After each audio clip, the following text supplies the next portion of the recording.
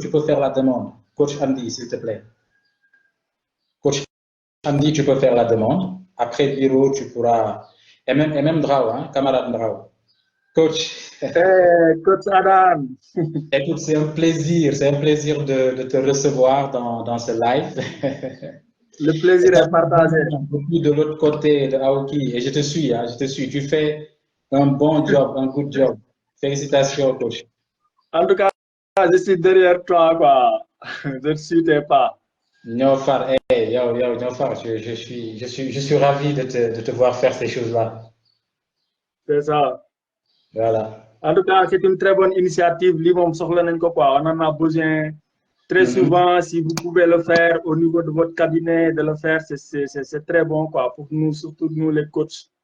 D'accord. C'est très bien de réactualiser ses connaissances. C'est toujours bon, quoi. L'autre jour, j'ai partagé une vidéo sur ma chaîne YouTube qui parlait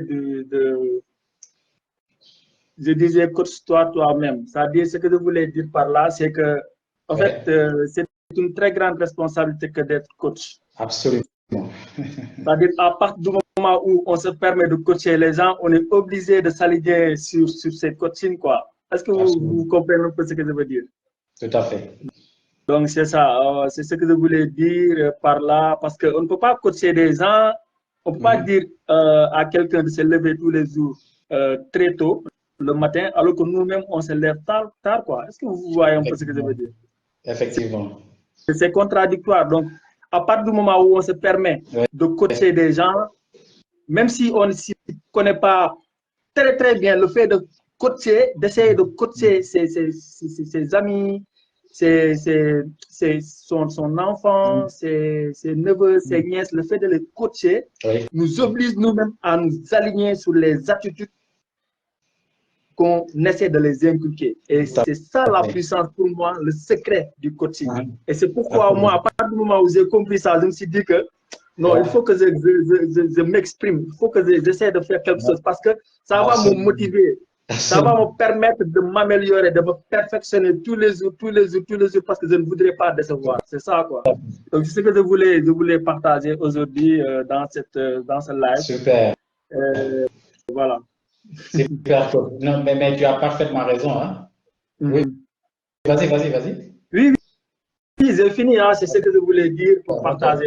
C'est juste avant que tu ne partes, c'est juste pour dire que tu as tellement raison que, en fait, le coaching également, c'est aussi un moyen d'apprentissage parce que le coach également, il s'améliore sans cesse, en fait.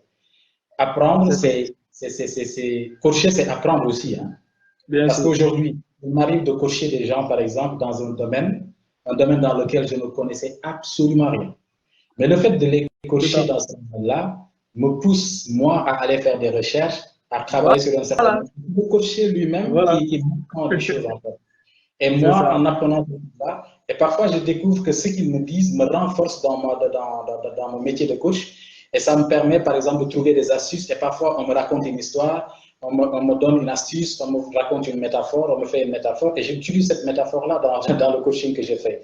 Et ça me pousse à être rigoureux envers moi-même, dans mon domaine, par exemple. Ça me pousse à...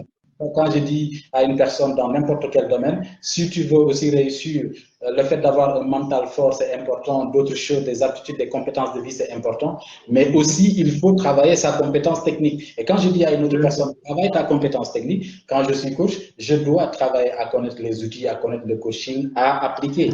Donc, je suis parfaitement d'accord avec toi sur cette manière de voir la chose et que effectivement, coacher, c'est s'améliorer soi-même. Et le fait de s'y mettre tout le temps, d'ailleurs, il faut le voir, hein.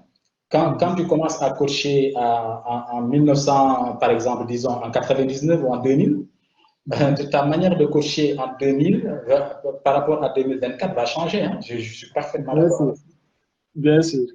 Voilà. Ça impacte du coup tous les domaines pratiquement de ta vie. Voilà. Voilà, merci beaucoup. Merci beaucoup, coach. Cette entrée. Je vais essayer de prendre coach Hamdi et puis après, bravo. Merci. Ok, merci beaucoup. Allez.